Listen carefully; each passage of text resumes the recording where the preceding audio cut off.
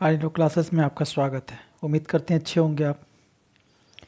आज के इस क्लास में मैं आपके लिए स्पेसिफिक रिलीफ एक्ट, जहाँ से एआईबी एग्ज़ाम में क्वेश्चंस पूछे जाते हैं, तो इस एक्ट का मैं आपके लिए इम्पोर्टेंट सेक्शंस जो आपको इस लेक्चर में मैं बताऊंगा।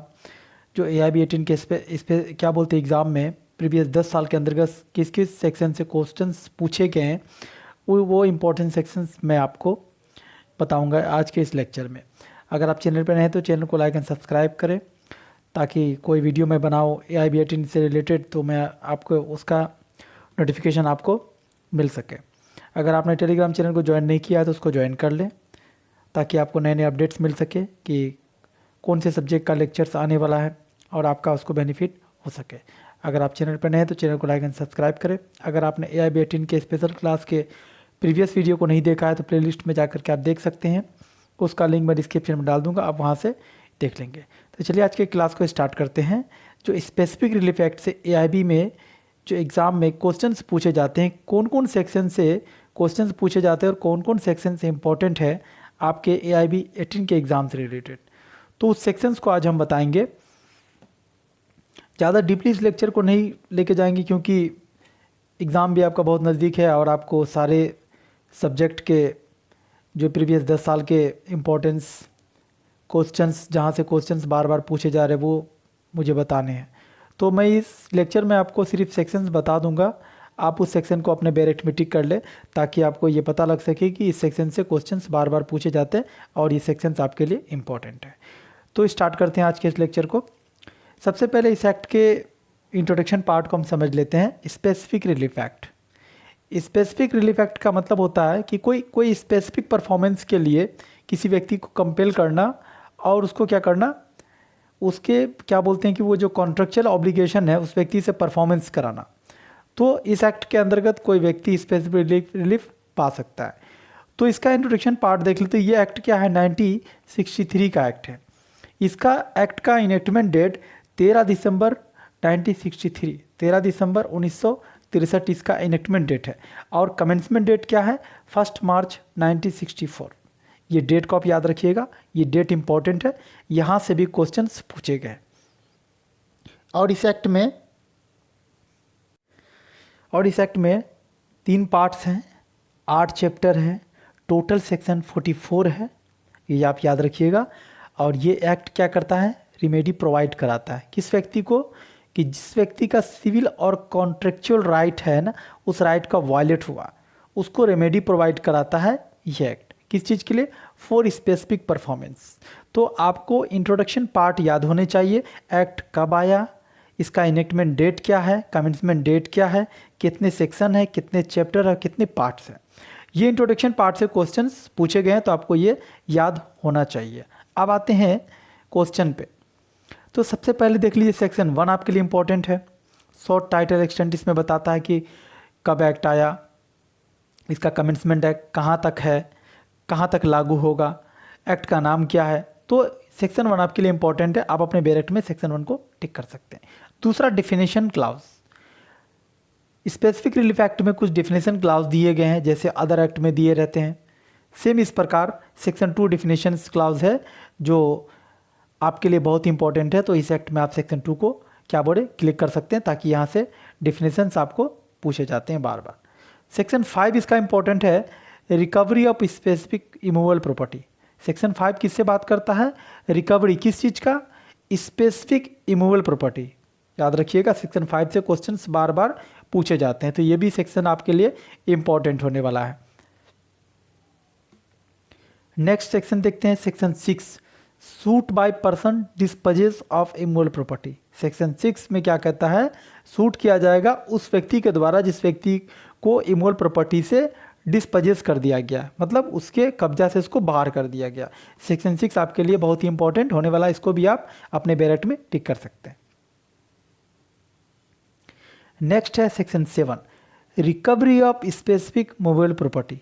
इससे पहले हम लोग इमूवेबल प्रॉपर्टी की बात कर रहे थे, सेक्शन 7 में मूवेबल प्रॉपर्टी की बात है। याद रखिएगा, कभी कभी सेक्शन डायरेक्ट पूछ लेता है, कभी कभी आपको पूछ लेगा recovery of specific immovable property under which section of specific relief act. तो आपको याद होना चाहिए सेक्शन 7 इसको डील करता है। क्लियर है। नेक्स्ट है सेक्शन 9, ये भी आपके लिए बहुत ही इंपॉर्टेंट होने वाला है, तो इसको भी आप अपने बैरेट में टिक कर सकते हैं। और सेक्शन 10 देख लीजिए, cases in which specific performance of contract enforceable. ठीक है, सेक्शन 8-10 भी आपके लिए बहुत ही इंपॉर्टेंट है, इसको भी आप टिक कर लीजिए। सेक्शन 12 देख लीजिए, specific performance of part of contract, है ना, किसी कॉन्ट्रैक्ट का जो पार्ट ऑफ कॉन्ट्रैक्ट कोई पार्ट बचा हुआ है उसको परफॉर्मेंस करने के लिए, तो वो स्पेसिफिक परफॉर्मेंस है उसकी बात करता है section 12 of specific relief act 1963। ये भी सेक्शन बहुत इंपॉर्टेंट है, इसको भी आप टिक कर लें। उसके बाद section 14, contracts not specially enforceable. कौन से कॉन्ट्रैक्ट है जिसको स्पेशली इन्फोर्सेबल नहीं कराया जा सकता, जो सेक्शन 14 बता रहा है आपको स्पेसिफिक रिलीफ एक्ट का। क्लियर है। 14A देख लीजिएगा आप, और ये भी देख लीजिएगा 14A किस ईयर में अमेंडमेंट करके इस एक्ट में ऐड किया गया, ये भी क्वेश्चंस पूछा गया है एग्जाम में, तो ये भी आपके लिए बहुत ही इंपॉर्टेंट है, इसको भी टिक कर लीजिए। और सेक्शन 15 देख लीजिए, who may obtain specific performance, है ना, कौन प्राप्त कर सकता है स्पेसिफिक परफॉर्मेंस, सेक्शन 15 ये बात करता है, तो इसको भी आप टिक कर लीजिए अपने बैरेक्ट में, यहाँ से भी क्वेश्चंस पूछे गए। सेक्शन 16 देखिए, पर्सनल बार्स टू रिलीफ, है ना, किसी व्यक्ति को पर्सनली बार कर रहा है किस चीज़ के लिए, रिलीफ के लिए, तो ये भी आपके लिए इंपॉर्टेंट है। मैं जितने सेक्शंस आपको बता रहा हूँ आप अपने बैरेक्ट में टिक कर लीजिए, और यहाँ से क्वेश्चंस पूछे जाते हैं। आप कभी कभी डायरेक्ट क्वेश्चन पूछ लेंगे, कभी कभी क्या बोलते हैं कि सेक्शंस के अंदर की बात पूछ लेते हैं, और जितने भी एक्ट में जो एग्जाम्पल्स एक्सप्लेनेशन वगैरह दिए ना, तो उस चीज़ पे आप ज़्यादा ध्यान करिए कि अब क्या होता है ना, कि पहले क्या होता है डायरेक्ट क्वेश्चन पूछ लिया करते, लेकिन अब क्या है कि सेक्शन के अंदर की बातें और क्या बोलते हैं कि कुछ एक्सप्लेनेशन और एग्जाम्पल्स वगैरह जो होते हैं एक्ट में वो पूछ लेते हैं, तो उसको भी आप ध्यान रखें। सेक्शन 16 के बाद 20 देख लीजिए, उसके बाद 20C देख लीजिए, 20C का अमेंडमेंट डेट देख लीजिएगा कब अमेंडमेंट होकर के ऐड किया गया। सेक्शन 21 देख लीजिए, power to award compensation in certain cases, जो सेक्शन 21 बात करता है, ये भी इंपॉर्टेंट आपके लिए। Section 23, liquidation of damage not a bar to specific performance, है ना, लिक्विडेशन का मतलब निर्धारण करना, डैमेज का मतलब नुकसानी, ये भी आपके लिए इंपॉर्टेंट है। सेक्शन 26 देख लीजिए, वैन इंस्ट्रूमेंट में बी रेक्टिफाइड, रेक्टिफाइड का मतलब क्या करना, उसको सही करना। इंस्ट्रूमेंट का मतलब कोई दस्तावेज, कोई लीगल डॉक्यूमेंट्स, ठीक है, लीगल डॉक्यूमेंट्स को एक लीगल मैक्सिम में उसको कहते हैं विनिकुलम जुरिस, जिसको कहते हैं लीगल डॉक्यूमेंट्स या फिर इंस्ट्रूमेंट्स कह सकते हैं आप। क्लियर है। सेक्शन 27 देख लीजिए, ये भी आपके लिए बहुत ही इंपॉर्टेंट है, इसको भी टिक कर लीजिए, क्वेश्चंस यहाँ से भी पूछे गए, कभी कभी डायरेक्ट सेक्शन पूछ लेते हैं, कभी कभी आपको सेक्शन के अंदर की बात पूछते हैं, तो ये भी आपको ध्यान रखना चाहिए। सेक्शन 31 देख लीजिए, वैन कैंसिलेशन में बी ऑर्डर, है ना, कब कैंसिलेशन का ऑर्डर दिया जा सकता है, सेक्शन 31 इसकी बात करता है, स्पेसिफिक रिलीफ एक्ट। सेक्शन 34 है ना, ये कोर्ट का डिस्क्रिप्शन पावर है, वो डिक्लेयर कर सकते हैं स्टेटस ऑफ राइट। सेक्शन 35 देख लीजिए, इफेक्ट ऑफ डिक्लेरेशन, वो जो डिक्लेरेशन करेंगे सेक्शन 34 के अंतर्गत उसका क्या इफेक्ट होगा, वो सेक्शन 34 में बताया गया, ये भी इंपॉर्टेंट है। सेक्शन 37, ये जो टेम्पररी, परपिचुअल, मैंडेटरी, ये जितने इंजंक्शन के टाइप्स हैं ना, आप इसको तो अच्छा से देख लीजिए, क्वेश्चंस यहाँ से बार बार पूछे गए हैं, कभी कभी काइंड्स ऑफ इंजंक्शन पूछ लेते हैं, है ना, और कभी कभी डायरेक्ट सेक्शन पूछ लेते हैं, तो ये चारों पांचों सेक्शन जो है इसको आप अच्छा से टिक कर ले, आपको याद होना चाहिए। क्लियर है। और सेक्शन 40 जो है आपको क्या बोलते हैं, ये भी इम्पोर्टेंट है, इसका भी आप ध्यान रखें। और सेक्शन 41 स्पेसिफिक रिलीफ एक्ट का जो इंजंक्शन व्हेन रिफ्यूज, कब इंजंक्शन को रिफ्यूज़ किया जा सकता। इंजंक्शन का मतलब क्या होता है, रोक लगा देना, क्या रोक लगा देना। एक होता है टेम्पररी, एक होता है परपिचुअल।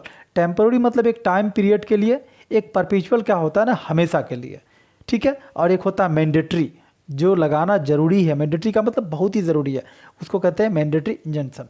तो ये स्पेसिफिक रिलीफ एक्ट से मैं कुछ इंपॉर्टेंट सेक्शंस जो प्रीवियस 10 साल के अंतर्गत आपको या भी एग्जाम में क्वेश्चंस पूछे गए हैं, उसको मैं एनालाइज करके आपको बता रहा हूँ, और ये स्पेसिफिक रिलीफ एक्ट के अंतर्गत इंपॉर्टेंट सेक्शन है।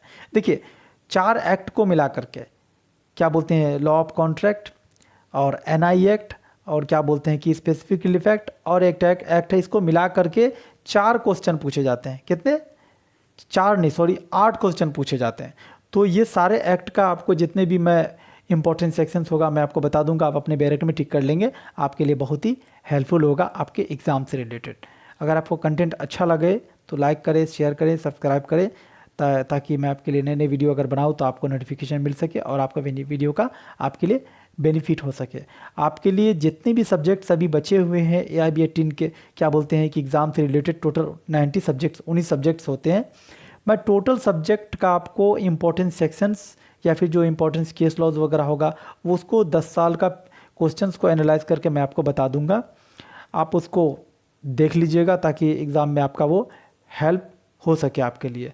अगर मैं आपके लिए इस कंटेंट से अगर मैं आपका हेल्प कर पा रहा हूँ थोड़ा बहुत, तो चैनल को सब्सक्राइब करें, इससे हमें मोटिवेशन मिलता है और आपके लिए नए नए वीडियो मैं बनाता हूँ। अगर आप चैनल पर नए हैं तो चैनल को सब्सक्राइब करें। अगर आपने AIB 18 के प्रीवियस वीडियो को नहीं देखा है तो प्लेलिस्ट में जाकर के देख सकते हैं, वहाँ मैंने बहुत सारे वीडियो बनाए हैं। MCQs type questions, importance sections जो है, कैसे तैयारी करें AIB एग्ज़ाम के, सब चीज़ को मैंने बताया है। तो आप जाकर के प्लेलिस्ट में देख लीजिए। अगर आपने टेलीग्राम चैनल को ज्वाइन नहीं किया है तो उसका लिंक मैं डिस्क्रिप्शन में दे दूंगा, वहाँ से जाकर के आप ज्वाइन कर सकते हैं, ताकि जो भी इंपॉर्टेंट नोटिफिकेशन होंगे आपको टेलीग्राम ग्रुप के माध्यम से मिल सके। Thank you for watching Aryan law classes.